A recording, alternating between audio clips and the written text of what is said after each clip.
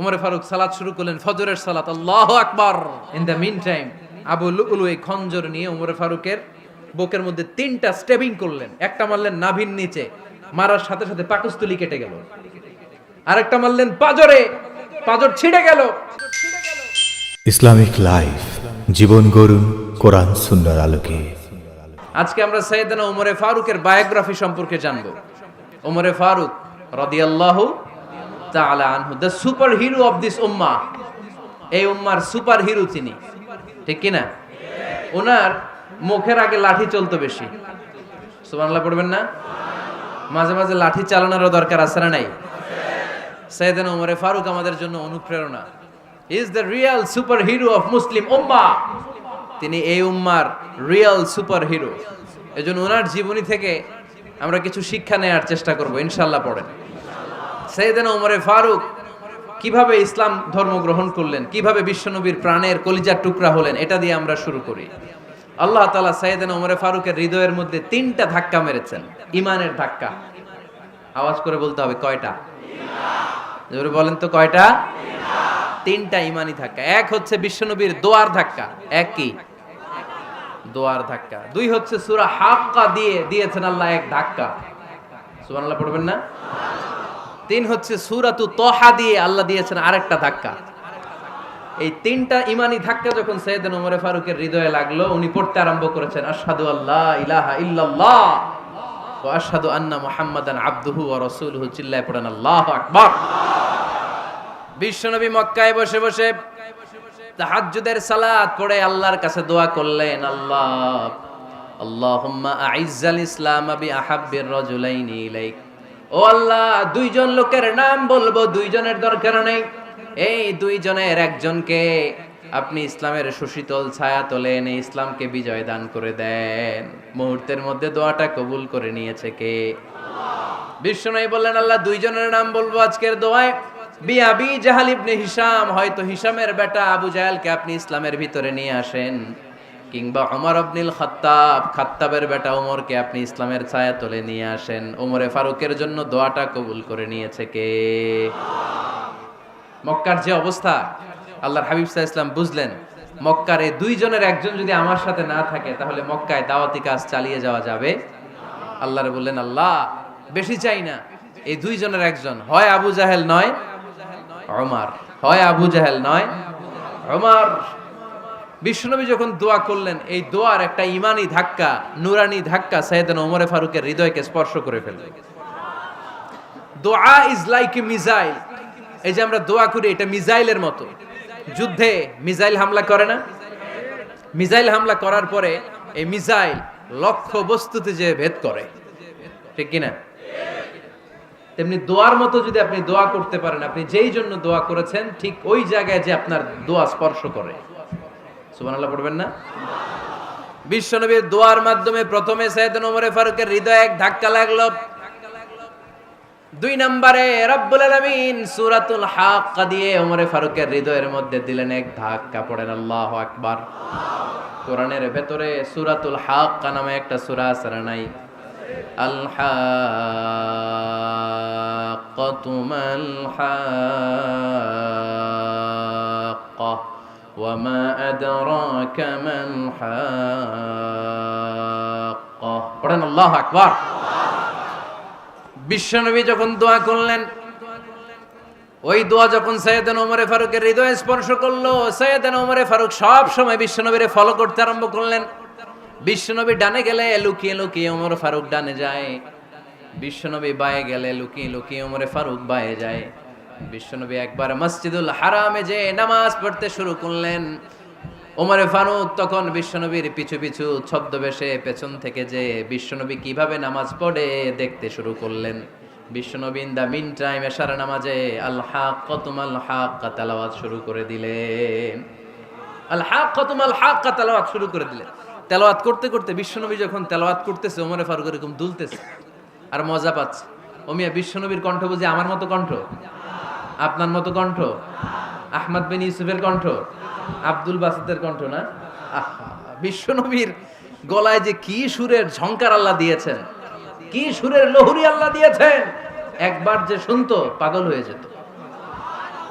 আল্লাহু আকবার। বিশ্বনবী সূরা হাক্কা মন্ত্রমুগ্ধ তেলাওয়াতে, মন্ত্রমুগ্ধ সুর দিয়ে, মন্ত্রমুগ্ধ কণ্ঠ দিয়ে তেলাওয়াত করতে লাগলেন। এশার সালাতে ওমরে ফারুক দুলতে লাগলেন। ওমরে ফারুক যত শুনেন অবাক হয়ে যায়, যত শুনেন অবাক হয়ে যায়, যতই শুনে অবাক। কিরে? কারণ তিনি আরবি ভাষা বুঝতেন। এত সুন্দর শব্দের গাঁথনি, এত প্রাঞ্জল বর্ণনা, এত সুন্দর অন্তমিল, এটা কবিতা না হয়ে পারে না। উনি মনে মনে ভাবলেন এটা মনে হয় কবিতা। It might be poem, it could be poem. Muhammad মনে হয় কবি হয়ে গেছে, তার কাব্য প্রতিভা দিয়ে সে এটা বানিয়েছে। তা না হলে এত সুন্দর কথা, এটা কবিতা না হয়ে পারে। ইন দ্য মিন টাইম বিশ্বনবী কিন্তু দেখতেছে না যে পেছনে ওমর। বিশ্বনবী তেলাওয়াত করছিলেন। ইন দ্য মিন টাইম বিশ্বনবী পড়ছিলেন ওমা হুয়া বিকাউলি শাইরিন কলিলাম মা তুমিনুন।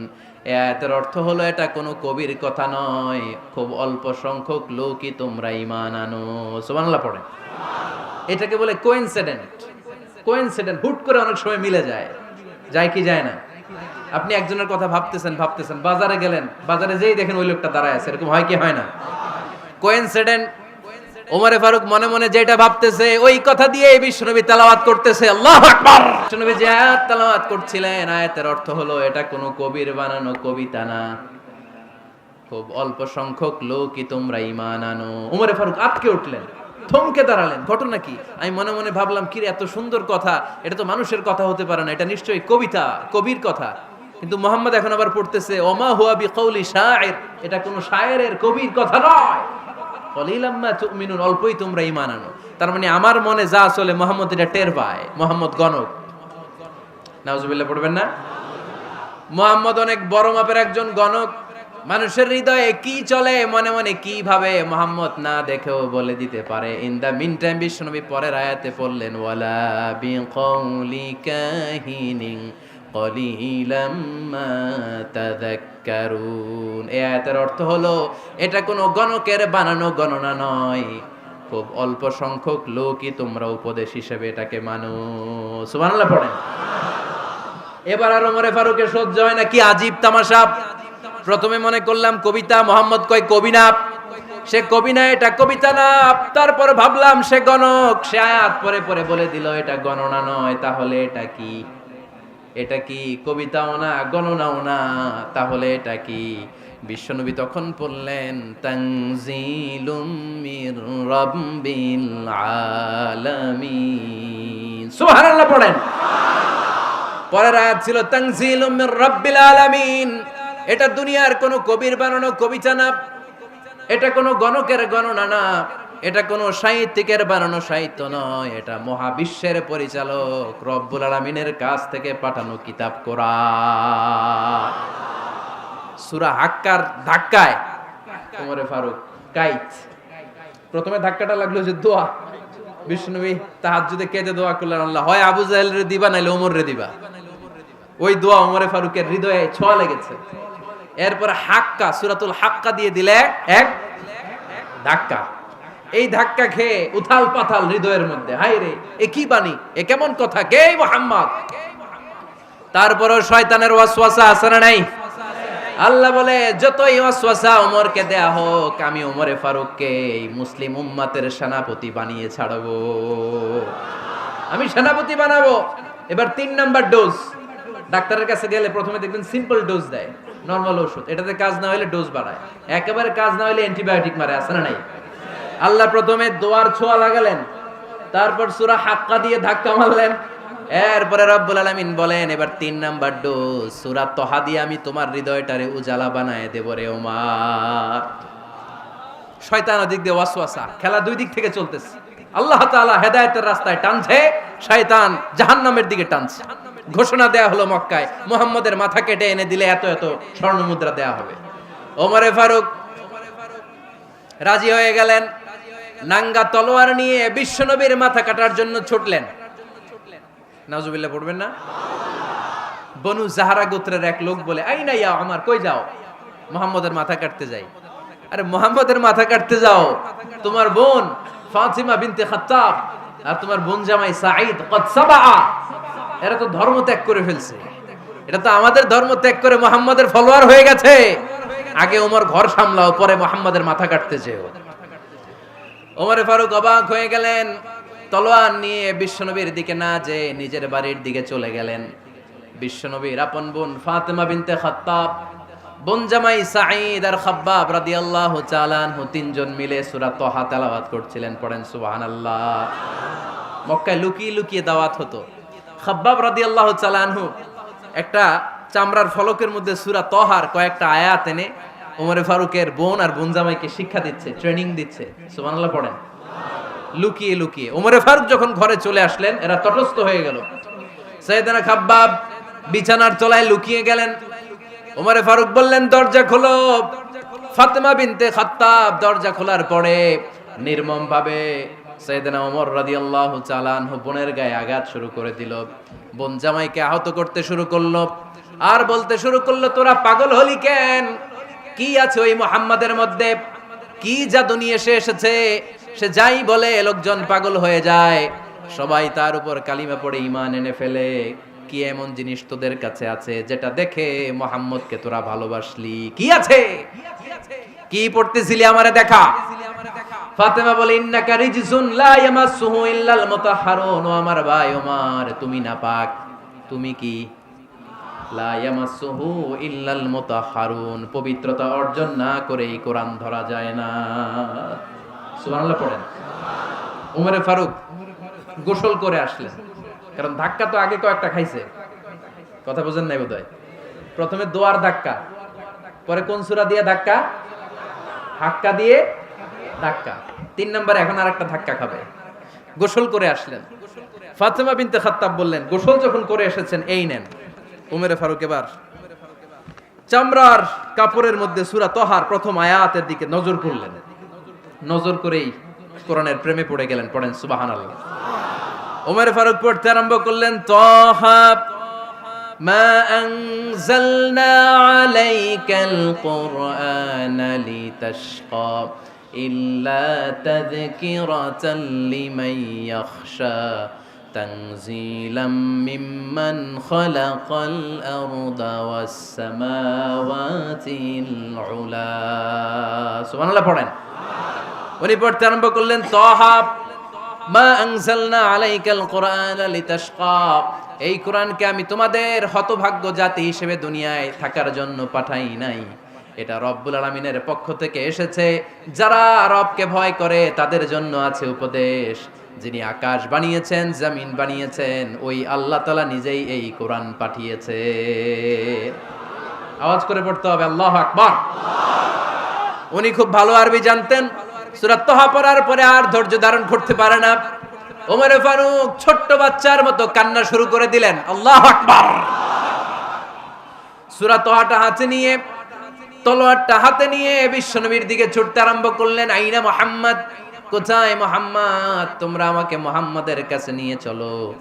বিশ্বনবী তখন সাফা পাহাড়ের পাদদেশে দারুল আরকাম ইবনে আলকামের ঘরে লুকিয়ে লুকিয়ে কোরআনের দাওয়াত দিতেন। ওমরে ফারুককে পাগলের মতো ছুটে আসতে দেখে বিশ্বনবীর চাচা হামজা ইবনে আব্দুল মুত্তালিব বলল, নবী আপনি পালান।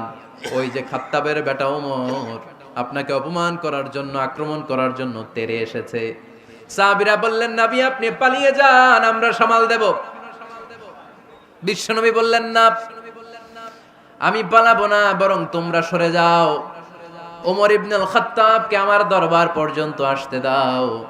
আমার তো মনে হচ্ছে ওই যে তাহাজ্জুদের নামাজ শেষে চোখের পানি ছেড়ে যে আমি আল্লাহর কাছে দোয়া করেছি, আজকে আমার ওই দোয়াটা কবুল হতে শুরু করেছে।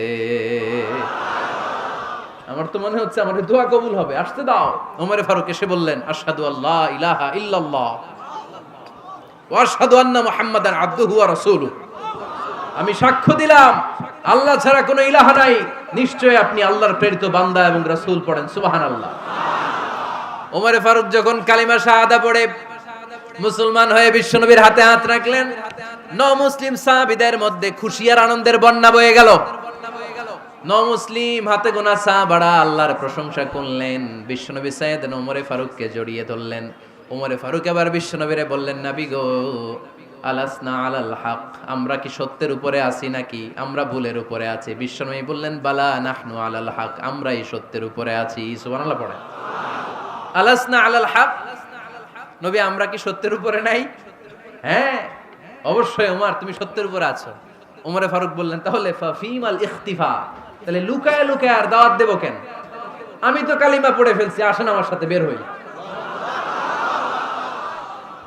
ফাফিমাল ইখতিফা, আর লুকায় লুকায় কেন? আসেন আমরা বাইরে বের হই। বিশ্বনবী বললেন ওমর এটা মাক্কি জীবন, এখানে আমরা একটু গোপনে গোপনে দাওয়াত দিতে চাই। ওমরে ফারুক বলে না, আমার দায়িত্ব, আমি একটা মিছিল দিতে চাই নবী। আল্লাহর নামের তাকবীর দিতে দিতে দারুল আরকাম থেকে শুরু করে মসজিদুল হারাম পর্যন্ত একটা মিছিল দিয়ে আমি মক্কা কাঁপাইয়া দেব। অনুমতি দেন। বিশ্বনবী দিতে চায় না। ওমরে ফারুক অনেক বুঝানোর পরে স্বল্প পরিসরের একটা অনুমোদন পাওয়া গেল বিশ্বনবী সাল্লাল্লাহু আলাইহি ওয়াসাল্লামের কাছ থেকে। কিন্তু মিছিল যে দিবে, মিছিলের জন্য লোকের দরকার আছে না নাই?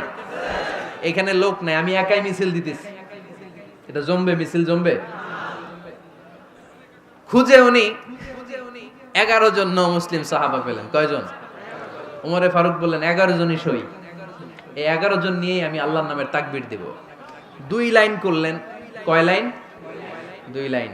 পেছনে 6 জন, আর এই লাইনের নেতা বানালেন বিশ্বনবীর চাচা হামজাকে রাদিয়াল্লাহু তাআলা আনহু। আর সামনে 5 জন, তার আগে দাঁড়ালেন উনি নিজেই। তাহলে 6 6 12। বললেন এই 2 লাইনই আমরা তাকবীর দিতে দিতে, বেশি না, এই দারুল আরকামের ঘর থেকে, আপনারা জানেন যে সাফা মারওয়া এখন যে সাই হয়, এই সাফার পাদদেশে ছিল দারুল আরকামের ঘর।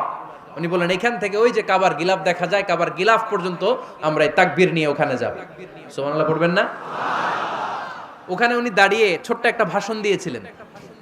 উনি বলেছিলেন মান আরাদা আন তাসকুলা উম্মু ওয়া ইয়াতামা ওয়ালাদু ওয়া তারমিলা যাওজাতুহু ফালিয়াসুদ্দানি। খেয়াল করে শুনেন, কান দুইটা খরগোশের কানের মতো খাড়া করেন। উনি এক বাক্যের একটা ভাষণ দিলেন। ভাষণ দিতে জানলে বড় ভাষণ দেয়া লাগে না। এক বাক্যের ভাষণ দিয়ে গোটা বিশ্বকে ঝাঁকুনি মারা যায়। চিল্লায় বলো ঠিক কিনা? ওমরে ফারুক এক বাক্যের একটা ছোট্ট ভাষণ দিলেন। মান আরাদা আন তাসকুলা উম্মু, কে আছো মায়ের এই মক্কায়, কে আছো মায়ের বুক খালি করতে চাও? ইয়াতামা ওয়ালাদু, কে আছো বাচ্চাগুলারে, নিজের সন্তানগুলোরে ইয়াতিম বানাতে চাও? কে আছো তারমিলা যাওজাতুহু, নিজের স্ত্রীকে বিধবা বানাতে চাও? ফালিয়া সুদ্দানি, বুকের পাটা থাকলে আমি ওমর রে থামাও। ফালিয়া সুদ্দানি, দেখি মক্কায় কার এত বড় বুকের পাটা। কে আছো মায়ের বুক খালি করতে চাও, সন্তান রে এতিম বানাতে চাও, স্ত্রীকে বিধবা বানাতে চাও? ফালিয়া সুদ্দানি, পারলে আমারে ঠেকাও।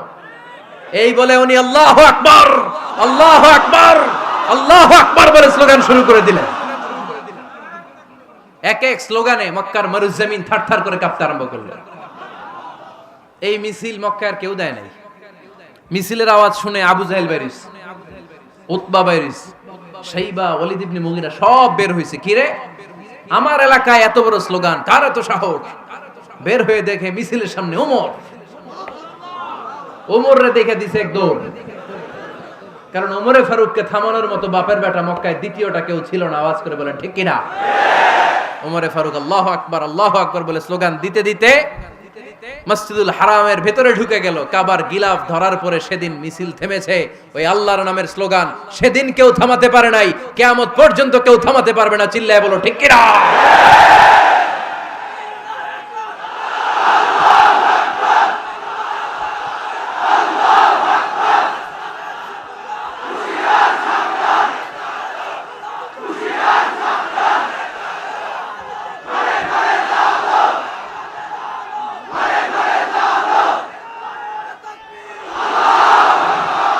ওইরকম একটা ওমরের দরকার, আমাদের বেশি চাই না। জোরে বলেন ঠিক কিনা? দাও খোদা দাও আমায় আবার ওমর দারাজ দিল, দাও খোদা দাও আমায় আবার ওমর দারাজ দিল, দাও আলীর মতো বীর সেনানি, আলীর মতো বীর সেনানি জাগাতে নিখিল, দাও খোদা দাও আমায় আবার উমর দারাজ দিল। সুবহানাল্লাহ পড়েন। একটা উমর লাগবে। চিল্লায় বলেন কয়টা? ওই উমরের অপেক্ষায় বাংলাদেশ সহ গোটা মুসলিম উম্মাহ, ঠিক কি না? একটা উমরই যথেষ্ট। আমাদের সেন্ট্রাল লিডারশিপ নাই তো, আমাদেরকে এদিকে লাথি মারলে আমরা ওইদিকে যাই। ওদিক থেকে গুতা মারলে আমরা এদিকে যাই। আমাদের রিপ্রেজেন্টেটিভ, আমাদের প্রতিনিধিত্ব করার মতো কোনো কেন্দ্রীয় লিডারশিপ নেতৃবৃন্দ গোটা বিশ্বে নাই, ঠিক কি না? আমরা সেই ওমরে ফারুকের অপেক্ষায়, আমরা সেই ইমাম আল মাহাদির অপেক্ষায়। এই ওমরে ফারুক আমাদের মডেল, ঠিক কি না?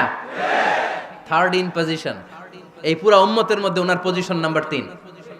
1 নাম্বার পজিশন বিশ্বনবীর, কার? 2 নাম্বার পজিশন কার? আবু বকর। 3 নাম্বার পজিশন কার?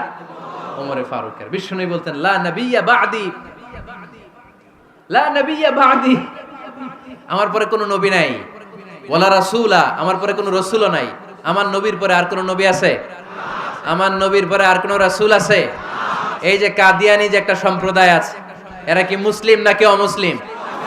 মুসলিম সম্প্রদায়ের সাথে এদের কোনো সম্পর্ক নাই, চিল্লা বলেন ঠিক কি না? এরা যদি মুসলমান হতে চায়, আমার নবী দ্য লাস্ট মেসেঞ্জার বিশ্বনবীকে খাতামুন নবী হিসেবে সংবাদ সম্মেলন করে গোটা বিশ্বকে জানাই দিতে হবে, তারপরে তাদেরকে আমরা মুসলিম হিসেবে স্বীকৃতি দিব, চিল্লায় বলেন ঠিক কি না? তা না হলে তারা কোন ধর্মের এটাকে জানাই দিতে হবে। No inferiority complex, no identity crisis. Identity ক্রাইসিসে থাকা যাবে না। আপনারা কোন ধর্মের এটা জানায় দেন। আপনারা বিশ্বনবীরও শেষ নবী মানবেন না, আবার মুসলিম বলেও নিজেদেরকে ট্যাগ লাগাতে চাইবেন। সাধারণ মুসলমানরা এটা এই ধোঁকাবাজি মানে না, চিল্লায় বলেন ঠিক কি না? আমার নবীর পরে কোনো নবী নাই, আমার রাসূলের পরে কোনো রাসূল নাই, ঠিক কি না? আল্লাহর হাবিব বলতেন লাউ কানা বা'দি নাবিয়্যুন লাকানা উমর, তবে আমার পরে যদি নবী হওয়ার যোগ্যতা কারো থাকে, আমার ওমরের ওই যোগ্যতা আছে। সুবহানাল্লাহ পড়েন।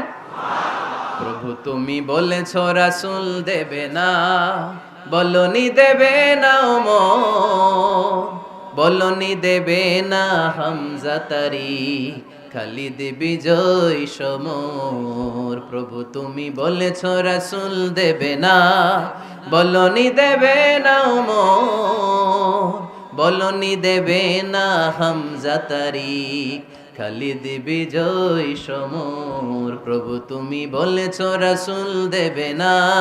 সুবহানাল্লাহ পড়েন। এজন্য আমরা একটা ওমর চাই। কয়টা? বেশি লাগবে?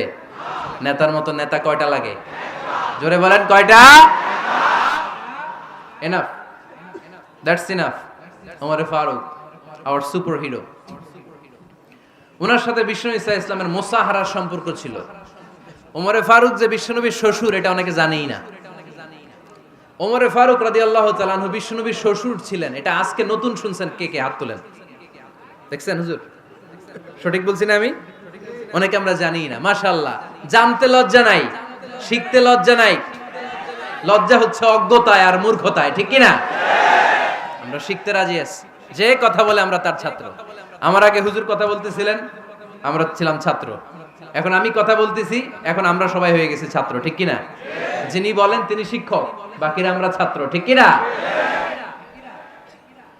4 খলিফার 2 খলিফা, ইসলামের 4 খলিফার 2 খলিফা বিশ্বনবীর মেয়ের জামাই, আর বাকি 2 খলিফা বিশ্বনবীর শ্বশুর।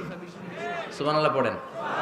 সাইয়েদনা আলী রাদিয়াল্লাহু তাআলা আনহু, সাইয়েদনা উসমান যুন নূরাইন বিশ্বনবীর মেয়ের জামাই। উসমান রাদিয়াল্লাহু তাআলা আনহুর কাছে বিশ্বনবী 2 মেয়েকে বিয়ে দিয়েছিলেন। একজন মারা যাওয়ার পরে আরেকজন। বিশ্বনবী বলেছেন এরপরে আরেকটা থাকলে ওইটারও বিয়ে দিতাম। সুবহানাল্লাহ পড়বেন না? 2 জন ছিল মেয়ের জামাই আর 2 জন ছিল শ্বশুর। সাইয়েদনা আবু বকর শ্বশুর, বিশ্বনবীর স্ত্রী আম্মাজান আয়েশা রাদিয়াল্লাহু তাআলা আনহার বাবা।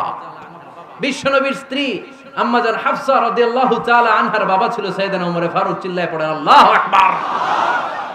জানো তো না পজিশন না? সাইয়্যিদু কুহুলিল জান্নাহ, জান্নাতে যত নারীরা যাবে, নারীদের সর্দারিনী হবে সাইয়্যিদাতুনা ফাতেমা রাদিয়াল্লাহু তাআলা আনহা।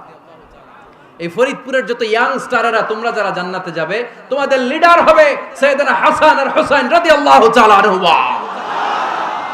আর বয়স্ক মুরব্বীরা যারা জান্নাতে ঢুকবেন, আপনাদের লিডার হবে সাইয়েদনা আবু বকর আর সাইয়েদনা ওমর ফারুক রাদিয়াল্লাহু তাআলা আনহু। সুবহানাল্লাহ পড়তে পারলেন না? ওমর ফারুক এটা সাধারণ কোনো ক্যারেক্টারিস্টিক্স নয়। ওনাকে আল্লাহ তাআলা নলেজও দিয়েছেন, আবার দিনদারিও দিয়েছেন। আমার দিনী ভাইয়েরা খেয়াল রাখবেন, কোনো আলেমের মধ্যে বা কোনো নেতার মধ্যে যদি এই দুইটার সমন্বয় আপনি পান, যে তার জ্ঞানও আছে আবার দিনদারিও আছে, he belongs the knowledge and he belongs the তাকওয়া, সে গোটা বিশ্বকে জয় করে ফেলবে। ঠিক কি না? যার মধ্যে জ্ঞান আছে, যার মধ্যে তাকওয়া আছে, তারে কেউ থামায় রাখতে পারে? ওমরে ফারুককে এই দুই নেয়ামত দিয়ে ধন্য করেছে কে? সহিহ বুখারীর বর্ণনা, বিশ্বনবী সাহাবীদের সামনে একটা স্বপ্নের কথা বলছেন। বিশ্বনবী বললেন, আমি স্বপ্নে দেখলাম আমার আঙ্গুলের ফাঁকা থেকে দুধ বের হচ্ছে, আমি তৃপ্তি সহকারে দুধ খেলাম। খাওয়ার পরে দেখলাম আঙ্গুলের মধ্যে একটু দুধ লেগে আছে। আমার আঙ্গুলে অতিরিক্ত লেগে থাকা দুধটা আমি ওমরে ফারুকের মুখের মধ্যে লাগিয়ে দিলাম। সাহাবারা বললেন, ইয়া রাসূলুল্লাহ, ইয়া হাবিবাল্লাহ, মাযা আওয়ালতা বিহি, এই স্বপ্নের আপনি কি ব্যাখ্যা করলেন, আমরা তো বুঝলাম না। বিশ্বনবী বললেন, আওয়ালতু বিহি আল ইলম, আমি এই দুধ দিয়ে জ্ঞানের ব্যাখ্যা করেছি, কারণ ওমরকে আল্লাহ যেই জ্ঞান দিয়েছে গোটা বিশ্বের কাউকে এত জ্ঞান দেয় না। এজন্য স্বপ্নে যদি কেউ দেখেন যে আপনি দুধ খাচ্ছেন, তার মানে আল্লাহ তাআলা আপনার জ্ঞান বাড়ায় দিবে। ওমরে ফারুককে দুধ খেয়ে অতিরিক্ত দুধের অংশটা বিশ্বনবী আবু বকর রাদিয়াল্লাহু তাআলা আনহুর মুখে দেন নাই, সাইয়েদনা উসমানের মুখে দেন নাই, আলী রাদিয়াল্লাহু তাআলা আনহুর মুখে দেন নাই। স্বপ্নে ওই অতিরিক্ত লেগে থাকা দুধটা বিশ্বনবী ওমরে ফারুকের ঠোঁটের মধ্যে লাগিয়ে দিয়েছেন। এই হাদিস থেকে প্রমাণ হয় আল্লাহ তাআলা জ্ঞানের নেয়ামতে সাইয়েদনা ওমরে ফারুককে ধন্য করেছেন। আবার বুখারীর বর্ণনা, বিশ্বনবী সাল্লাল্লাহু আলাইহি ওয়াসাল্লাম আরেকটা স্বপ্নের বর্ণনা দিচ্ছেন। তিনি বললেন, তোমাদের সবাইকে স্বপ্নে আমার সামনে দাঁড় করানো হলো। আমি দেখলাম তোমাদের কারো জুব্বা নাভি পর্যন্ত, কারো জুব্বা হাঁটু পর্যন্ত, কারো জুব্বা টাকনু পর্যন্ত। ওমরে ফারুককে যখন স্বপ্নে আমার সামনে দাঁড় করিয়ে দেয়া হলো, আমি দেখলাম ওমরের জুব্বা এত লম্বা, ওমর টেনে হিচড়ে তার জুব্বা নিয়ে সামনে হেঁটে যাচ্ছে। সাহাবারা বললেন, ফামাযা আওয়ালতা বিহি ইয়া রাসূলুল্লাহ, ও আল্লাহর রাসূল, এই স্বপ্ন দিয়ে আপনি কি বোঝাতে চাইলেন, আমরা কিছু বুঝলাম না। বিশ্বনবী বললেন, আউয়ালতু বিহি আদ-দীন, আমি এই হাদিসের দ্বারা দ্বীনের ব্যাখ্যা করলাম, যার জামা যত লম্বা তার দ্বীনদারি তত বেশি। সুবহানাল্লাহ, আসতে পড়েন। স্বপ্নে দেখলেন কোন সাহাবীর জুব্বা নাভি, কোন সাহাবীরটা হাঁটু, কারোটা টাকনু, কিন্তু ওমরে ফারুকের জুব্বা এত লম্বা, ইয়াজুরু সাওবাহু, তিনি তার জুব্বা টেনে হিচড়ে যাচ্ছেন। বিশ্বনবী বললেন, এটা দ্বারা আমি দ্বীন, আমি তাকওয়া, দ্বীনদারি, তাকওয়া, এটার ব্যাখ্যা করেছি। তার মানে ওমরে ফারুকের তাকওয়ার সামনে সব তাকওয়া পানি হয়ে যাবে। কোন সুবহানাল্লাহ। আল্লাহ তাআলা সাইয়েদনা ওমরে ফারুককে দ্বীনের জ্ঞান দিয়েছেন, তাকওয়া দিয়েছেন। যুবক ভাইরা, যাকে আল্লাহ তাআলা দ্বীনের জ্ঞান দেয়, যাকে আল্লাহ তাআলা তাকওয়ার এই গুণ দিয়ে সমৃদ্ধ করে, তার জন্য গোটা বিশ্বের সব দরজাগুলোকে ওপেন করে দেয় কে? কত বড় মুত্তাকি ছিলেন সাইয়েদনা ওমরে ফারুক। মদিনার সমাজে কয়জন মুনাফিক ছিল বিশ্বনবী ছাড়া কেউ বলতে পারতেন না। বিশ্বনবী কোন সাহাবীকে মুনাফিকদের লিস্ট দিয়ে যান নাই, একজন সাহাবী ছাড়া। দেখি কেউ বলতে পারেন কিনা ওই সাহাবীর নাম? কি নাম? হুযায়ফা ইবনুল ইয়ামান রাদিয়াল্লাহু তাআলা আনহু। ওনাকে বলা হতো সাহিবু সিররি রাসূলিল্লাহ, আল্লাহ রাসূল সাল্লাল্লাহু আলাইহি ওয়াসাল্লামের গোপন তথ্যের ধারক বাহক। সুবহানাল্লাহ পড়বেন না? বিশ্বনবী ইন্তেকালের আগে মদিনার সমাজে মোট কয়জন মুনাফিক আছে, এই তথ্য আবু বকরকে বলেন নাই, ওমর রাদিয়াল্লাহু তাআলা আনহুকে বলেন নাই, উসমান রাদিয়াল্লাহু তাআলা আনহু, আলী রাদিয়াল্লাহু তাআলা আনহু, আশারাতুল মুবাশশিরিনা বিল জান্নাহ কোন সাহাবীকে বলেন নাই। শুধুমাত্র কেবলমাত্র একমাত্র হুযায়ফা ইবনুল ইয়ামান রাদিয়াল্লাহু তাআলা আনহুর কাছে মুনাফিকদের লিস্টে বিশ্বনবী দিয়ে গিয়েছেন। সুবহানাল্লাহ পড়েন। মদিনায় কারা কারা মুনাফিক কেউ জানতো না হুযায়ফা ছাড়া। কে ছাড়া? নামটা আজকে মুখস্থ করেন, যাতে অন্য কোনো ওয়াজে কেউ জিজ্ঞেস করলে বলতে পারেন। মুনাফিকদের লিস্ট যে সাহাবীর কাছে বিশ্বনবী দিয়ে গিয়েছিলেন, সাহাবীর নাম কি? নাম? নামটা কেমন লাগে? ভাল লাগে? অনেকে আমারে জিজ্ঞেস করে, হুজুর আমার ছেলে হবে আগামী মাসে, একটা নাম দেন। নাম দিয়ে দিলাম হুযায়ফা। যাদের হবে ছেলে, এলাকায় যাদের নেক্সট কয়েক মাসে ছেলে হবে, খালি হুযায়ফা চলবে। কি চলবে? ভাল লাগে? নামটা ভাল লাগে? রাইখেন, অনেক সুন্দর নাম। উনি জানতেন মুনাফিক কারা। দেখেন ওমরে ফারুকের তাকওয়ার লেভেলটা কত হাই। ওমরে ফারুক একদিন হুযায়ফা রাদিয়াল্লাহু তাআলা আনহুর কাছে গেলেন, যে বললেন, হুযায়ফা, বিশ্বনবী ইন্তেকালের আগে মুনাফিকদের নামের লিস্টটা কারো কাছে দেয় নাই, আমার জানা নাই, সাইয়েদনা আবু বকরের জানা নাই, কোন সাহাবীর জানা নাই, তুমি ছাড়া। আমি তোমার কাছে জানতে চাই, আমি ওমরের নামটা ওই মুনাফিকদের খাতায় আছে কিনা আমার একটু বলো।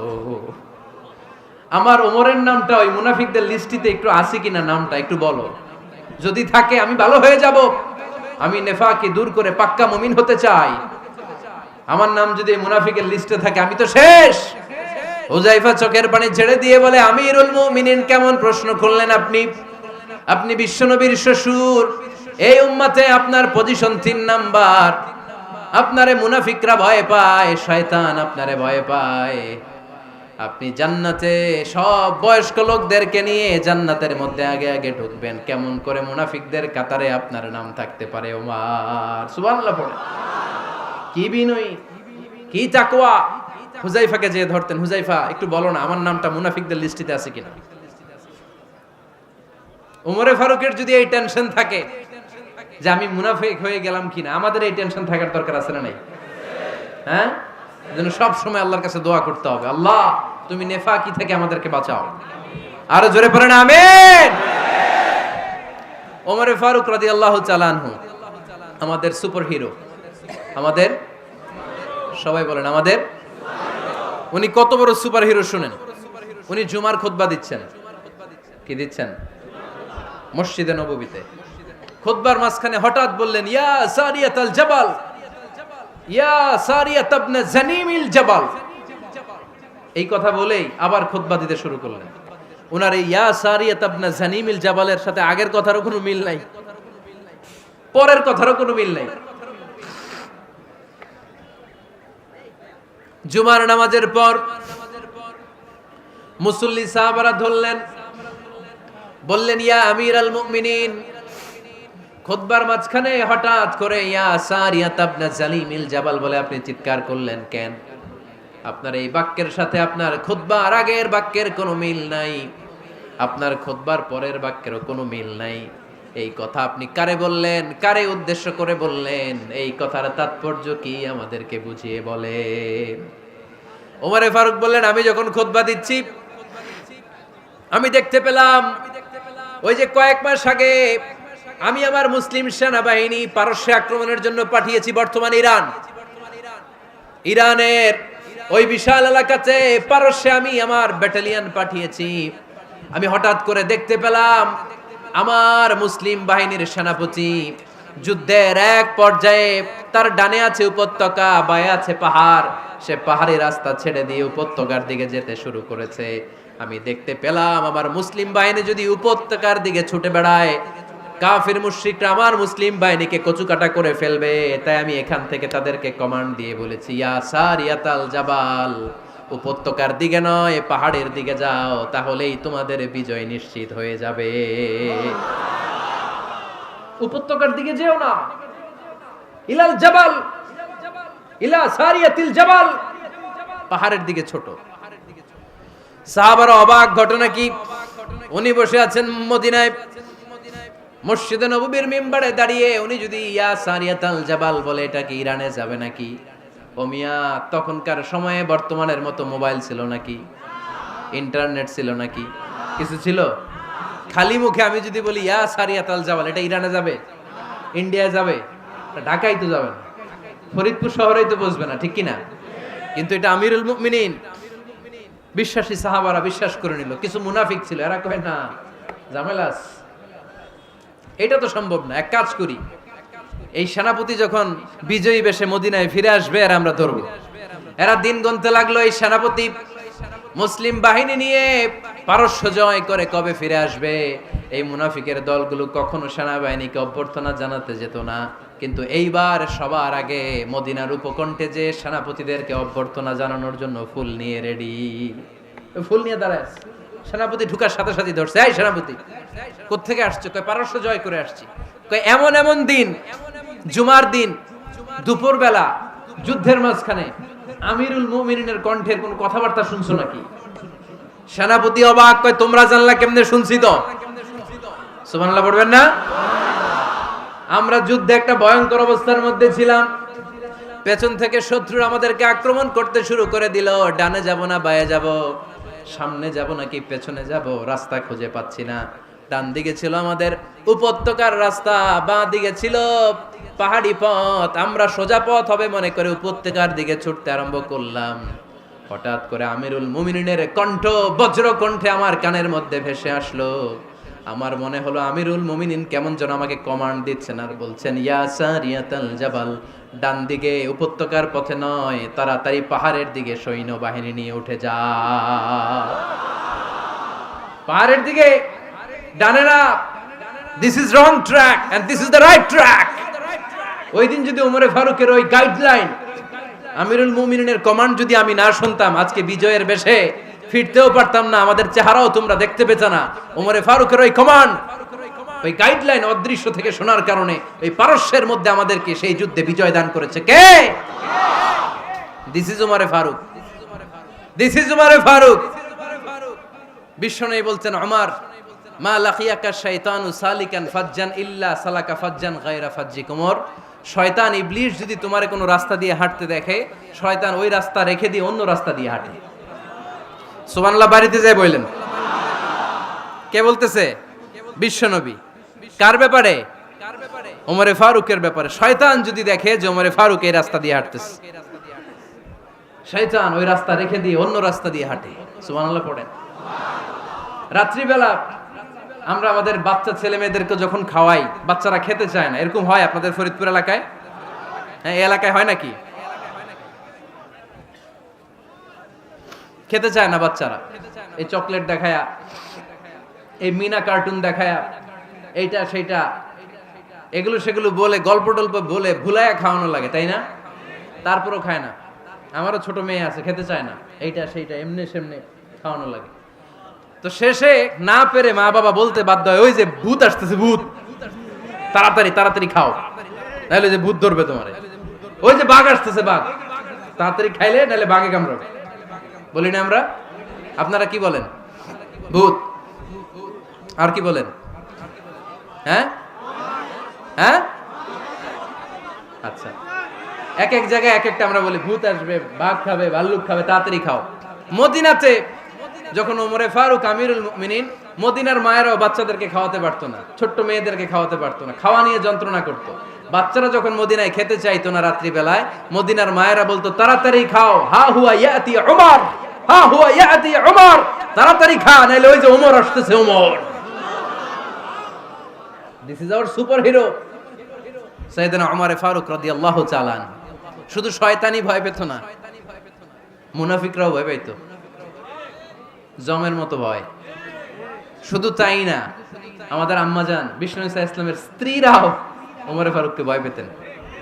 সুবহানাল্লাহ কইবেন না? মাঝে মাঝে বিষ্ণু ইসা ইসলামের সাথে আম্মাজান আয়েশার ঝগড়া হতো, হতো না? আপনাদের ফ্যামিলিতে ঝগড়া হয়?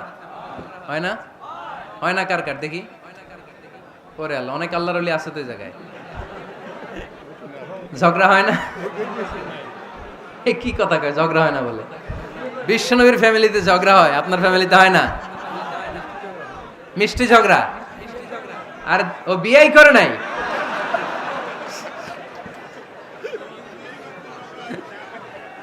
ঝগড়া তো হবেই, দাম্পত্য জীবনের মজাটাই তো এখানে। কখনো ঝগড়া, কখনো আনন্দ, একটু বৃষ্টি, একটু রোদ, একটু হাসি, একটু কান্না, ভালো লাগা, ভালোবাসা শেয়ার করে নেয়া, মিলেমিশে একাকার হয়ে যাওয়া, ঠিক কিনা? তো আল্লাহর হাবিব সাল্লাল্লাহু আলাইহি ওয়াসাল্লামের সাথে আম্মাজান আয়েশার ঝগড়া হতো। তো একদিন ঝগড়া হয়ে দুইজন রেগে আছে। খবরদার, দুইজন রেগে থাকবেন না আবার। একজন রাগলে আরেকজন থেমে যাবেন, কারণ এই ছোট্ট ঝগড়া থেকে এটা অনেক সময় বিচ্ছেদের দিকে গড়ায়। আমার প্রিয় ফরিদপুরবাসী, ভাবি রেগে গেলে আপনি রাইগেন না, ওই দিন আপনি একটু ঠান্ডা থাকেন। আবার আপনি রেগে গেলে, আমার মাইকের আওয়াজ যদি ভাবিরা শুনেন, আপনারা রেগে যায় না, একটু ঠান্ডা থাকবেন। দুইজনে রেগে গেলে তো তৃতীয় বিশ্বযুদ্ধ শুরু হবে, তাই না? একজন রেগে গেলে আরেকজন ঠান্ডা। কারণ এই সামান্য ঝগড়া থেকে ইগোর কারণে এটা বিচ্ছেদ আর ডিভোর্স পর্যন্ত গড়ায়। আর শয়তান এখানে উস্কানি দেয়, কারণ ইমানদারদের ফ্যামিলি ভাঙতে পারলে শয়তান সবচেয়ে বড় খুশি হয়। আর ইমানদারদের ফ্যামিলি টিকে থাকলে খুশি হয়ে যায় কে? আম্মাজান আয়েশা রাদিয়াল্লাহু তাআলা আনহার সাথে বিষ্ণু ইসা ইসলামের ঝগড়া হতো মাঝে মাঝে। একবার ঝগড়া হলো, বিষ্ণু ইসা ইসলামও রাগ, আম্মা জান আয়েশাও রাগ। তো বিষ্ণুই বললেন, আয়েশা ঝগড়া করে আর কতক্ষণ থাকবো, আসো মিটমাট করি। আয়েশা রাদিয়াল্লাহু বললেন, ঠিক আছে মিটমাট করবো। তো বিষ্ণু ইসা ইসলাম বললেন, মিটমাটের জন্য কারে ডাকবো? ওমরে ডাকি। কয় না, ওমরে না, ওমর গালিজ, ওমর অনেক রাগে, আমার ডর লাগে। কয় তাহলে তোমার আব্বারে ডাকি। কয় ডাকেন। কি খুশি, মেয়েদের মধ্যে অভ্যাসটা আছে না নাই? তাহলে তোমার আব্বারে ডাকি, ডাকেন। ডেকে নিয়ে আসা হলো। আবু বকর রাদিয়াল্লাহু তাআলা আনহু দাঁড়ালেন, আম্মা জান আয়েশা দাঁড়ালেন, বিশ্বনবীও দাঁড়ালেন। বিশ্বনবী বললেন, আয়েশা তোমার আব্বা আসছে, এবার ঘটনা খুলে বলার পালা, তুমি বলবা নাকি আমি বলবো? আম্মা জান আয়েশা বললেন, আপনি বলেন, তবে ওয়ালা তাকুল ইল্লা হাক্কান, যেটা ঘটছে ওইটাই বললেন, মিথ্যা কথা কইেন না। আবু বকর রাদিয়াল্লাহু তাআলা আনহু রেগে মেগে আগুন। কি এই কথা তুমি কেমন করে বলো? বিশ্বনবীকে মিথ্যা কথা কখনো বলবে? রেগে মেগে দিলেন মেয়ের গালে এক চড়। বানিয়ে বলতেছি না, মুসনাদ আহমদ ইবনে হাম্বলের হাদিস। বাবার হাতের থাপ্পড়কে আম্মা জান আয়েশা উল্টে বললেন। সাইয়েদনা আবু বকর রাগে গড়গড় করছেন, আবার মারার জন্য তেড়ে গেলেন। এবার বাঁচার জন্য আম্মা জান আয়েশা বিশ্বনবীর পিছনে যে আশ্রয় নিলেন, বিশ্বনবী বাঁচানোর জন্য দুই হাত মেলে দাঁড়িয়ে গেলেন। পড়েন সুবহানাল্লাহ। বিশ্বনবী যখন দুই হাত মেলে দাঁড়িয়ে গেলেন, সাইয়েদনা আবু বকর রাদিয়াল্লাহু আনহু থেমে গেলেন। সাইয়েদনা আবু বকর রাদিয়াল্লাহু তাআলা আনহু ঘর থেকে বের হয়ে বারান্দায় দাঁড়ালেন। পড়েন সুবহানাল্লাহ। এবার বিশ্বনবী আম্মা জান আয়েশার কাছে যেয়ে বলেন, ইয়া আয়েশা কাইফা রাআইতিনি আনকাসতুকি মিনার রাজুল, দেখছো কেমনে বাঁচাইলাম? আমি না থাকলে ভর্তা বানাই ফেলতো আজকে। আমি বাঁচাইছি তোমারে, আমি, আমার লগে ঝগড়া করো তুমি। লজ্জায় পড়ে আম্মা জান আয়েশা খিলখিল করে হেসে দিলেন, বিশ্বনবীও হেসে দিলেন। দুইজনের হাসির মধুর আওয়াজ শুনে সাইয়েদনা আবু বকর বাইরে থেকে অবাক, কিরে এতক্ষণ না ঝড় তুফান, এখন দেখি হাসি। সালাম দিয়ে অনুমতি নিয়ে ভিতরে ঢুকলেন। ঢুকে দেখেন আম্মা জান আয়েশাও হাসে, বিশ্বনবীও হাসে। এ হাসি দেখে আবু বকর রাদিয়াল্লাহু আনহু হেসে দিলেন। আরশের উপর থেকে খুশি হয়ে গেলেন কে? এবার সাইয়েদনা আবু বকর রাদিয়াল্লাহু তাআলা আনহু বললেন, ইয়া রাসূলুল্লাহ আশিকানি ফি সিলমিকুমা কামা আশরাকতুমানি ফি হারবিকুমা। ও নবী, যুদ্ধ লাগলে, দুইজন যুদ্ধ লাগলে মীমাংসার জন্য যেমনি আমারে ডাকেন, এরকম হাসি আর আনন্দের মুহূর্তেও আমারে একটু ডাইকেন। আশিকানি ফি সিলমিকুমা কামা আশরাকতুমানি ফি হারবিকুমা। নবী, আপনাদের মধ্যে ঝগড়া লাগলে সন্ধি করার জন্য আমারে যেমনি ডাকেন, আপনাদের হাসি খুশি আনন্দ খুনসুটি এই মজাদার মুহূর্তগুলোতে আমারে বঞ্চিত রাখেন না, আমার একটু ডাইকেন। সুবহানাল্লাহ পড়েন।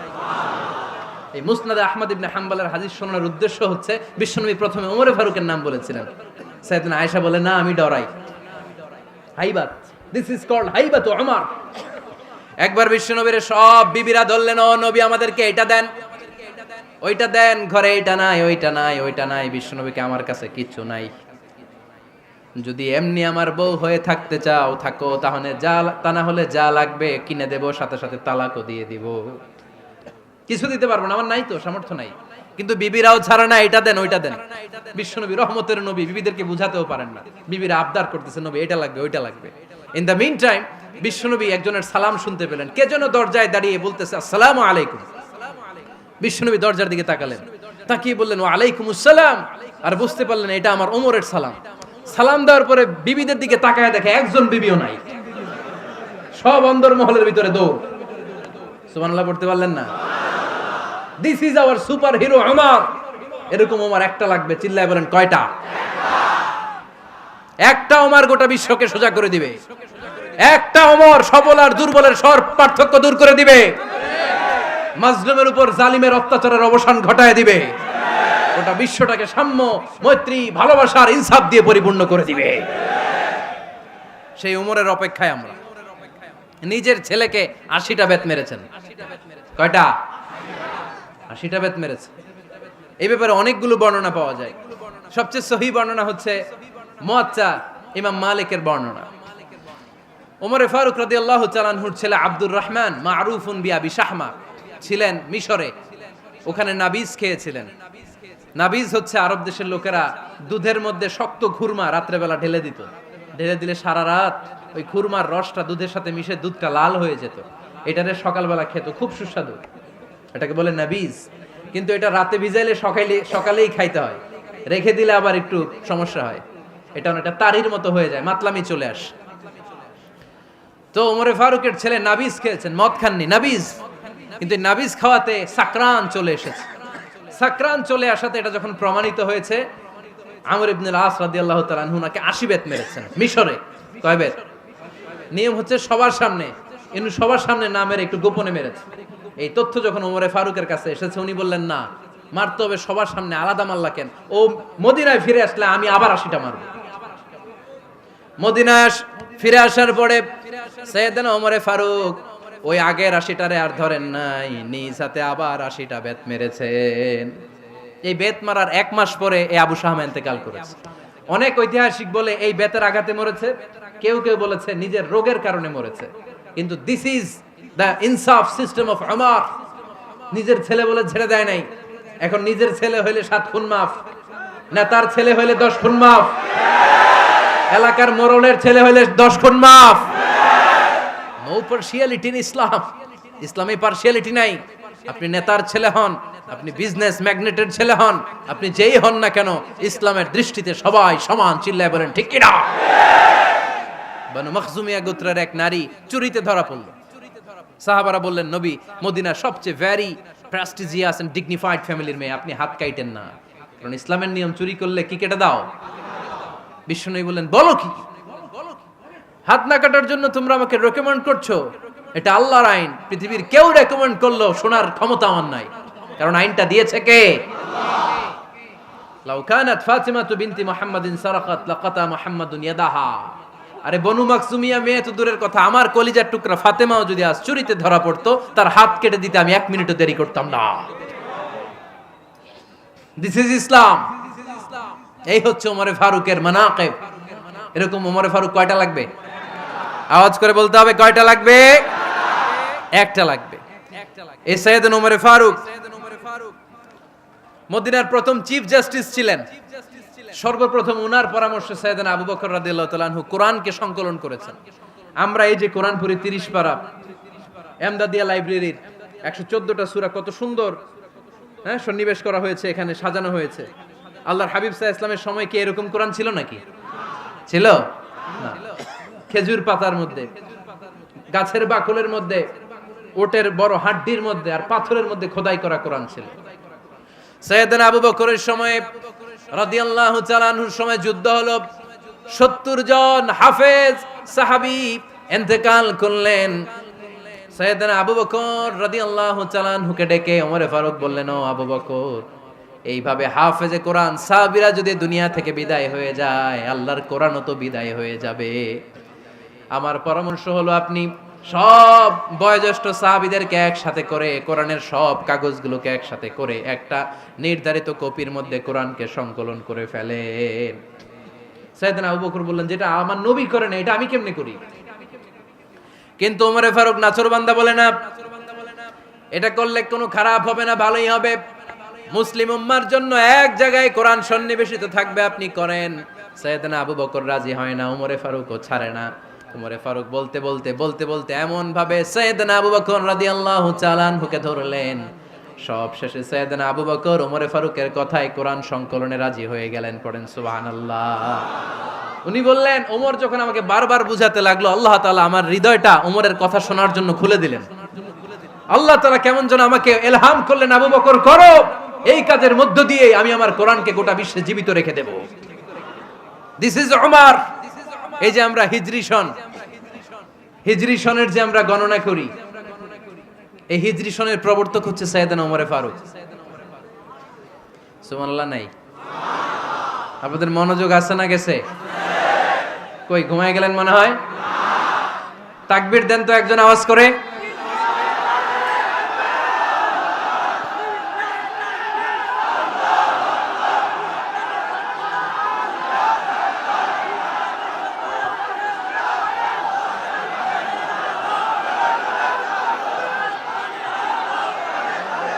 মাশাআল্লাহ, মাশাআল্লাহ। বসেন বসেন, এখনই শেষ করে দেব কিছু সময়ের মধ্যে। আমরা একসাথে বিদায় নিব ইনশাআল্লাহ। ওঠা বসা করবেন না, ওঠা বসা করবেন না, বসেন। সাইয়েদনা ওমরে ফারুক এই হিজরি সনের গণনা শুরু করেছেন। সাহাবারা বলল, আমিরুল মুমিনিন, খ্রিস্টানদের ঈসাই সন আছে, আমাদের মুসলমানদের কোনো সন নাই। আমাদের একটা সন থাকলে আমাদের জিজিয়া নিতে, আমাদের জাকাতের টাকা উত্তোলন করতে অনেক সুবিধা হবে।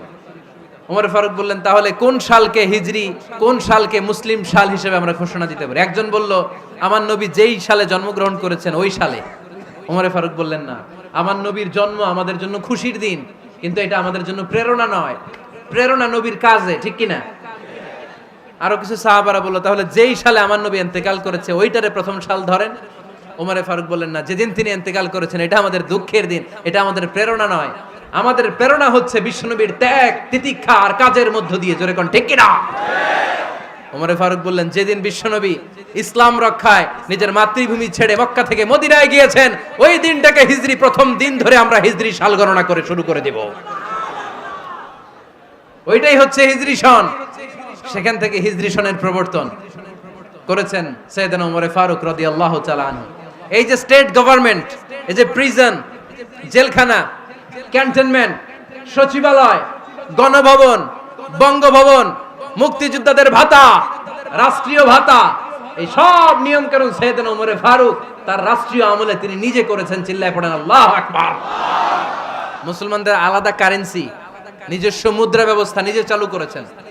সৈনিকদের মধ্যে যারা বিবাহিত প্রতি 6 মাস অন্তর অন্তর 1 মাসের ছুটি কাটাতে তারা ফিরে আসবে, সাইয়েদনা ওমর ফারুক চালু করেছেন। চিল্লায় আওয়াজ করে পড়েন আল্লাহু আকবার। এই যে আমরা 20 রাকাত সালাতুত তারাবি পড়ি রমাদানে, পড়েন না আপনারা? এটা সাইয়েদনা ওমর ফারুক চালু করেছে। সুবহানাল্লাহ পড়তে পারলেন না? কোরআনে মোট 22টা আয়াত আছে যেখানে সাহাবারা ইনডিসিশনে ভুগছিলেন। বিশ্বনবীর মত একটা, ওমর ফারুকের মত আর একটা। এই 22 জায়গায় আল্লাহ তাআলা বিশ্বনবীর মতের পক্ষে আয়াত নাজিল না করে ওমর ফারুকের মতের পক্ষে কোরআনের আয়াত নাজিল করেছেন। আওয়াজ করে পড়েন আল্লাহু আকবার। এদিকে উঠলেন কেন আপনারা? যারা উঠছেন আমার দিকে তাকান।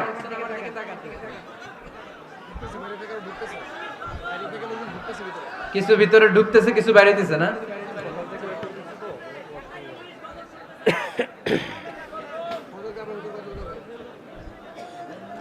সাইয়েদনা ওমর ফারুক, আমরা সাহাবীদের জীবন চরিত পড়তে চাই না, কত যে অনুপ্রেরণামূলক দৃষ্টান্ত সাইয়েদনা ওমর ফারুক আমাদের জন্য রেখে গিয়েছেন। ওমর ফারুক যখন খলিফা, দিনের বেলায় যদি রাষ্ট্রে কোনো নিয়ম জারি করতেন, দিনের বেলায় জনগণকে কোনো বিষয়ে যদি নিষেধ করতেন, রাত্রে বেলায় খাওয়ার সময় ফ্যামিলি মেম্বারদের সবাইকে বলতেন, এই দিনের বেলা আমি জনগণকে এই কাজ করতে নিষেধ করেছি, তোমরা আমার ফ্যামিলি মেম্বার, খবরদার তোমরা এই কাজ করো না। জনগণ করলে যতটুকু শাস্তি, তোরা করলে পাবি ডবল শাস্তি। সুবহানাল্লাহ কইবেন না? আমাদের নেতারা ওই বাড়ির বিচার করে, ওই বাড়ির মাইয়ার বিচার, ওই বাড়ির পোলার বিচার, নিজের পোলা গাঞ্জা টানে আছে না নাই? নিজের মেয়ে অপরাধ করে আছে না নাই? কি নেতা ছিলেন ওমর ফারুক! আগে নিজের ঘর সামলিয়েছেন, আগে নিজেকে সামলিয়েছেন, নিজের ঘর ঠিক করেছেন। বলেছেন জনগণ করলে যত বেদ, তোরা করলে double Veda. This is call leader, ঠিক কি না? এক বাবা এসে বললেন, ওমর ফারুক আমার ছেলে কথা শোনে না, বেয়াদব। ওমর ফারুক ছেলেরা ডাকলেন, বাবা তুমি তোমার আব্বাজানের কথা শোনো না, এটা তো কবিরা গুনাহ।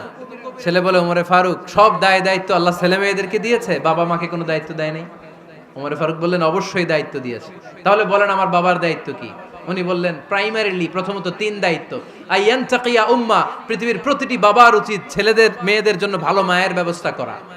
2 নম্বরে আইয়ুহসিনা ইসমা, সুন্দর তার একটা নাম রেখে দেয়া। 3 নাম্বার ইউআল্লিমাহুল কিতাব, তার আল্লাহর কিতাব শিক্ষা দেওয়া। এবার ছেলেকে আমার আব্বা 3টার একটাও করে নাই।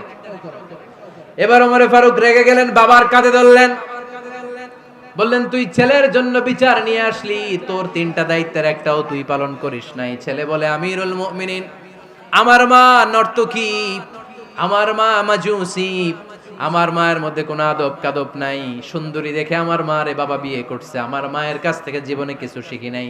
2 নাম্বার সাম্মানি খানফাসা, আমার বাবা আমার নাম রেখেছে চামচিকা। কি নাম রাখছে? এটা নাম হইলো একটা, এরকম উল্টাপাল্টা নাম আছে না নাই? না, এগুলো রাখবেন না।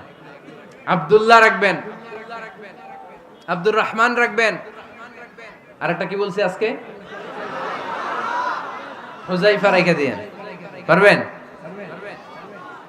ওয়ালাম ইউআল্লিমনি হারফাম মিন কিতাবিল্লাহ আমিরুল মুমিনিন, শুধু তাই না, আল্লাহর কোরআনের একটা অক্ষর আমার বাবা কোনোদিন আমারে শিক্ষা দেয় নাই। ওমর ফারুক রেগে গেলেন, এবার বাপের কান্দে ধইরা মারতে শুরু করলেন। তুই পোলার নামে বিচার নিয়ে আইছিস, তোরে মাইর দিমু আগে। এরকম নেতার দরকার আছে না নাই? মদিনায় এক লোক তার বউরে রাগের চোটে 100 তালাক দিয়ে ফেলছে। কয় তালাক দেয়ার নিয়ম কয়টা? দিছে কয়টা? এবার স্ত্রী কাঁদতে কাঁদতে এসে বলে, আমিরুল মুমিনিন দেখেন, আমার স্বামী আমারে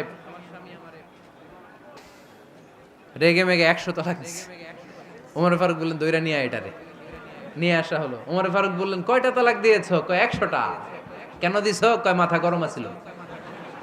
এরকম আছে না? তালাক দেওয়ার সময় সব তালাক, তুই তালাক, তোর মা তালাক, তোর বোন তালাক, সব তালাক। তালাক দিবে ওয়াইফ রে, দিতেছে সবাই রে। তোমার ফারুক বললেন, দিবে 3টা, 100টা দিলা কেন? কয় মেজাজ গরম ছিল। কয় দাঁড়া, আত-তালাকু মিন শাআইরিল্লাহ, তালাক হচ্ছে আল্লাহর দেয়া বিধানের একটা নিদর্শন, এটা নিয়ে তুই খামখেয়ালি করলি। আমার রায় শোন, আমার রায় হচ্ছে 3 তালাকে তোর বউ তালাক, বাকি 97 তালাক তোর পিঠের উপরে পড়বে। এরকম বিচারের দরকার আছে না নাই?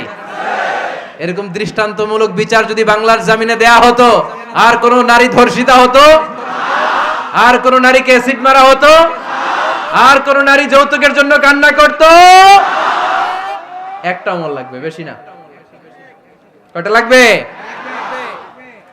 তিনি গভর্নর সিস্টেম চালু করেছিলেন। Governor system, Islamic state. Bahrain, Yemen, মিসর, কুফা, বসরা, মক্কা, মদিনা, এই 7 জায়গায় 7 জন গভর্নর পাঠিয়েছেন। তাদের থেকে তথ্য নিতেন। এই গভর্নর সিস্টেম উনি বানিয়েছেন। সাইয়েদনা আমর ইবনে আল-আস রাদিয়াল্লাহু তাআলা আনহুকে পাঠিয়েছেন মিশরে। মিশরে একটা দৌড় প্রতিযোগিতা হতো। ওই দৌড় প্রতিযোগিতায় আমর ইবনে আল-আস রাদিয়াল্লাহু তাআলা আনহুর ছেলে অংশগ্রহণ করেছে। কিন্তু এক মিশরি ওই দৌড় প্রতিযোগিতায় চ্যাম্পিয়ন হয়ে গেছে, আর রানার্স আপ হয়েছে আমর ইবনে আল-আসের ছেলে। এবার মিশরি ফার্স্ট আর গভর্নরের ছেলে সেকেন্ড। রাগের চোটে আমর ইবনে আল-আসের ছেলে ওই মিশরির মাথার মধ্যে কয়েকটা বাড়ি মেরেছে। মিশরি বলে, আমার মারলা কেন? তুমি খেলাই পারো না, আমারে মারলা কেন? কয়, আনা ইবনুল আকরামিন, আমি গভর্নরের পোলা, আমি যা বলবো এটাই হবে, আমার উপরে কথা নাই। মিশরি ওইখানে আর ঝগড়া বাঁধায় নাই, মনে দুঃখ নিয়ে মদিনায় চলে আসলেন। এসে বললেন, আমিরুল মুমিনিন, আপনি আমর ইবনুল আস রাদিয়াল্লাহু তাআলা আনহুকে মিশরের গভর্নর বানিয়ে পাঠিয়েছেন। একটা প্রতিযোগিতায় আমি চ্যাম্পিয়ন হয়েছি, ওনার ছেলে হয়েছে রানার আপ। কেন সে চ্যাম্পিয়ন হতে পারে নাই? এই কারণে আমার মাথায় লাঠি দিয়ে 3টা বাড়ি মেরে বিচারটা দিছে কার দরবারে? কথা বুঝেন নাই বোধহয়? ওমর ফারুকের দরবার। ওমর ফারুক বললেন, তাই আগামী বছরের অমুক তারিখ আমি সব গভর্নরদেরকে ডেকে হিসাব নই, তো ওই দিন তুই থাকবি, পারবি না?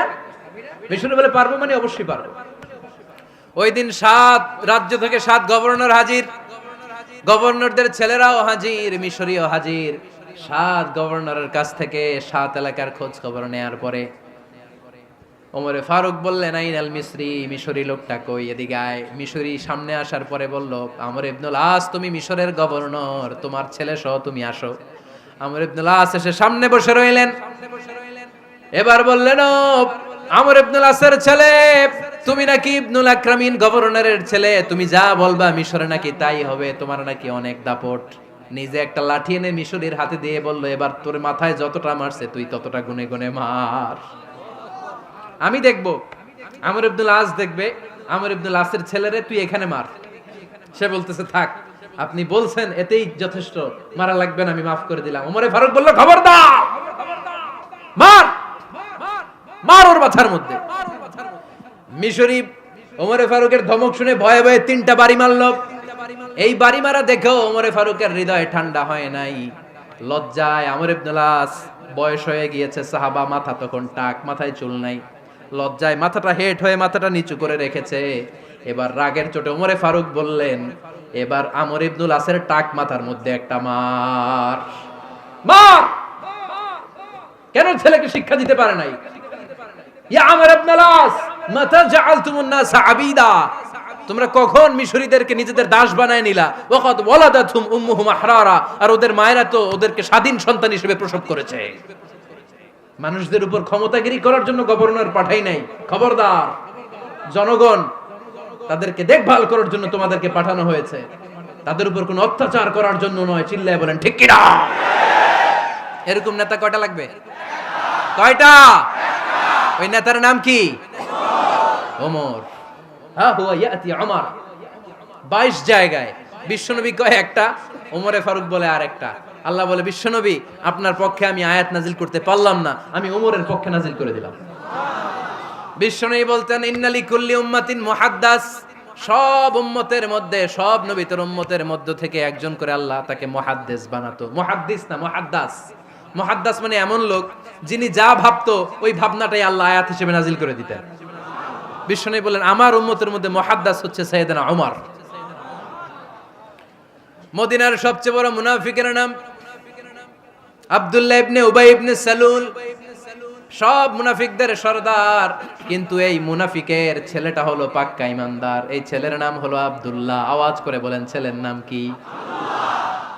আব্দুল্লাহ ইবনে উবাই ইবনে সালুল। মুনাফিক সরদার যখন ইন্তেকাল করলো, সাইয়েদনা আব্দুল্লাহ রাদিয়াল্লাহু তাআলা আনহু বিশ্বনবীর কাছে এসে চোখের পানি ছেড়ে ডেকে বলে, নবী আপনিও জানেন আমিও জানি, মদিনার সবাই জানে আমার আব্বা মুনাফিকদের সরদার, কিন্তু আমার মন তো মানে না, আমার তো পিতা, আমার তো বাবা লাগে, আমার তো মন মানে না। আপনিও জানেন মুনাফিক, আমিও জানি মুনাফিক। নবী আপনার দরবারে কিছু আমি চাই না, আপনার গায়ের একটা জামা দেন, আপনার জামাটা পরিয়ে আমার বাবারে দাফন দিব। এর উসিলায় যদি আমার আব্বারে আল্লাহ মাফ করে দেয়, দয়ার নবী মায়ের নবী জামা খুলে দিয়ে দিলেন। পড়েন সুবহানাল্লাহ। আব্দুল্লাহ রাদিয়াল্লাহু তাআলা আবার আবদার চললেন, নবী জানি আমার বাবা মুনাফিক, কিন্তু আমার তো বাবা, আপনার দরবারে ফরিয়াদ, আপনি নিজে যে আমার বাবার জানাজার নামাজের ইমামতি করবেন।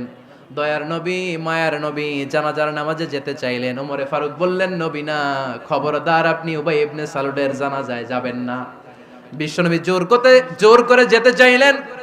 সাইয়েদনা ওমরে ফারুক বিশ্বনবীর জামা পেছন থেকে টেনে ধরলেন। আল্লাহু আকবার। টেনে ধরলেন, যাবেন না আপনি। ওমরে ফারুকের হাত থেকে হ্যাচকা টান মেরে জুব্বা টান দিয়ে বিশ্বনবী জানাজায় চলে গেলেন। রব্বুল আলামিন আয়াত নাজিল করলেন, ইস্তাগফির লাহুম আও লা তাস্তাগফির লাহুম ওয়া ইন তাস্তাগফির লাহুম ৭০ মাররাতান ফালান ইয়াগফিরাল্লাহু লাহুম। নবী গো, একবার নয়, দুইবার নয়, ৭০ বারও যদি এই মুনাফিকের জন্য আপনি ক্ষমা চান, তার জন্য ক্ষমা নাই, তার জন্য আছে জাহান্নাম। ওয়ালা তাকুম, আপনি যাবেন না আলা কবরি, কখনো তাদের জানাজায় যাবেন না। এই যে একটা ভুল করে ফেলছেন, এটা এইবারই শেষ, এরপরে আর যাবেন না। সাইয়েদনা ওমর ফারুকের পক্ষে আল্লাহ তাআলা কোরআনের আয়াত নাজিল করে দিলেন। চিল্লায় পড়েন আল্লাহু আকবার। এভাবে 22টা জায়গায় ওমর ফারুক যা বলেছে, এটা নিয়ে একটা আলাদা আলোচনা হইতে হবে, আলাদা একটা আলোচনা লাগবে যে 22টা আয়াতে আল্লাহ তাআলা বিশ্বনবীর পক্ষে কোরআনের আয়াত নাজিল না করে সাইয়েদনা ওমর ফারুকের পক্ষে আয়াত নাজিল করেছেন। চিল্লায় পড়েন সুবহানাল্লাহ।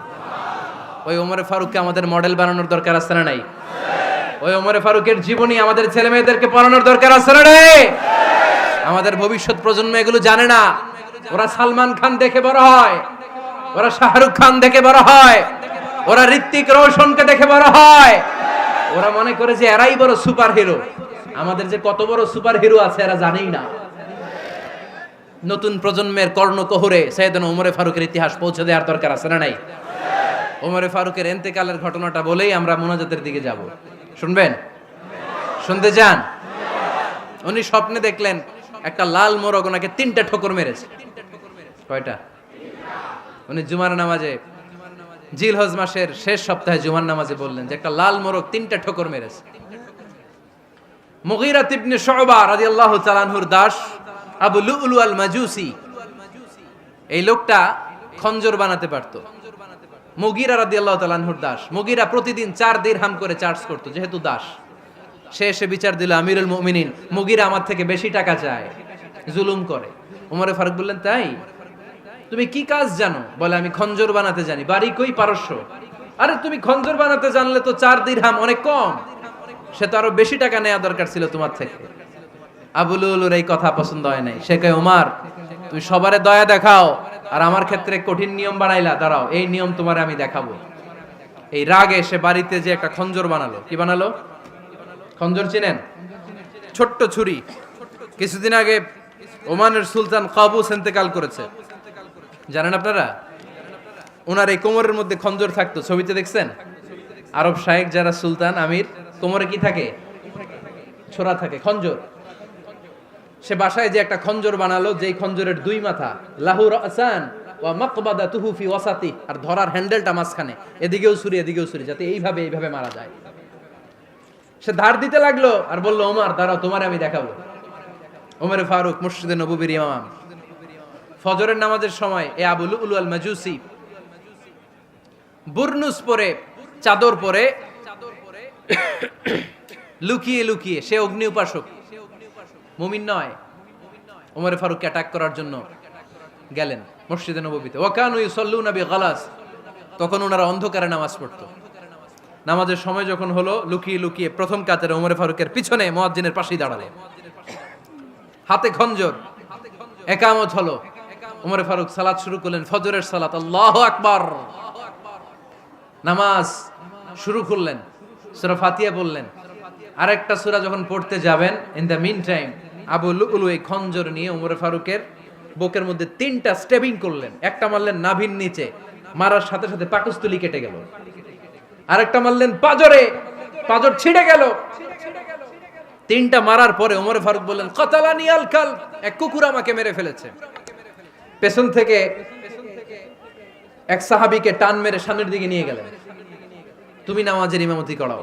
আর ওমরে ফারুককে বাকিরা ধরাধরি করে পেছনে নিতে আরম্ভ করলেন। আর এই আত্মাই আক্রমণ যে করেছে, সে কাতারের মাঝখান দিয়ে যেতে আরম্ভ করলো আর দুই দিকে ছুরি মারতে আরম্ভ করলো। 13 জন সাহাবীর গায়ে ছুরি মেরেছে, 7 জন সাহাবা স্পট ডেথ, জায়গায় মৃত্যু। এই ভয়ঙ্কর অবস্থা দেখে এক সাহাবী বুরনুস, এক ধরনের জুব্বা আছে মাথাওয়ালা, অনেকে জ্যাকেট পরছেন না এরকম মাথাওয়ালা, লম্বা জুব্বা আছে, আরবরা শীতে পরে মাথাওয়ালা। এই মাথাওয়ালা জুব্বা বের করে এক সাহাবী জালের মতো তার দিকে উড়ায় মারলো। ওই বুরনুসের মধ্যে পেঁচিয়ে আবু লুলু মাটিতে পড়ে গেল আর সুইসাইড করে ফেললো, নিজের বুকে নিজে মেরে আত্মহত্যা। যেই সাহাবীকে ইমামতির জন্য দাঁড় করালেন, উনি ছোট্ট সূরা দিয়ে, প্রথম রাকাতে সূরা আল কাউসার, দ্বিতীয় রাকাতে সূরাতুল ইখলাস দিয়ে নামাজ শেষ। ওমরে ফারুক বেহুশ। ওমরে ফারুক কি? হ্যাঁ, বেহুশ। সবাই কান্নাকাটি করতেছে, সবাই দেখতে গেলেন, এখন হুঁশ ফিরে না। মুখের মধ্যে, মুখ খুলে রাষ্ট্রের চিকিৎসক মুখের মধ্যে দুধ দিলেন, ওই নাভি দিয়ে দুধ বের হয়ে যায়, পাকস্থলী কেটে ওখান দিয়ে দুধ বের হয়ে যাচ্ছে। তারা বললো, ওনারে বাঁচানো সম্ভব না, দেখেন হুঁশ ফিরে কিনা। হুঁশ ফিরলে ওনার পরে কে আমির হবে, উনি যেন প্যানেল ঠিক করে দিয়ে যায়। সবাই তাকিয়েছে ওমরে ফারুকের চোখের দিকে।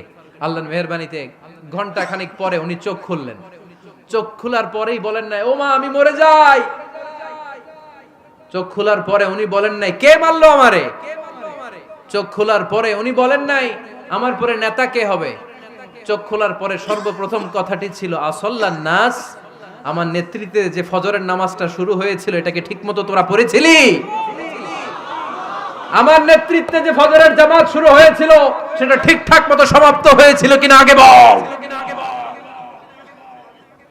আসল্লান নাস, নামাজটা হয়েছে কিনা বল। সুবহানাল্লাহ কইতে পারলেন না? This is Omar, hour super hero. নেতা অনেকগুলো লাগে না, এরকম নেতা একটাই যথেষ্ট, যে গোটা বিশ্বকে কাঁপায় দিতে পারে। চিল্লায় বলো ঠিক কিনা? আমরা চাই আমাদের ছেলেগুলো ওমরে ফারুকের মতো বড় হোক।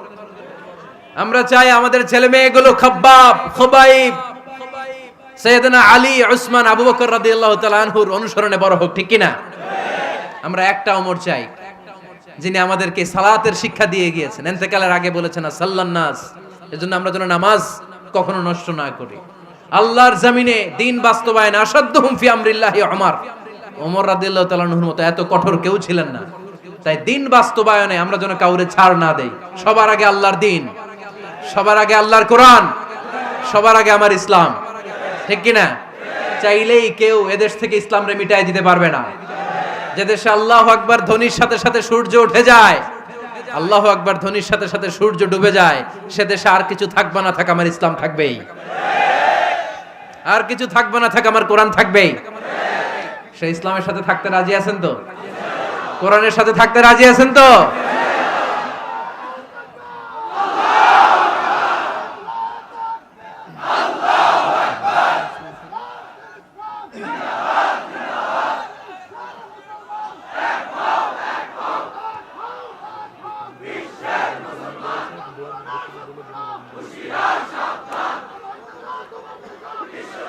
আল্লাহ আমাদের সবাইকে কবুল আর মঞ্জুর করে নেক, আমরা পড়ি আমিন।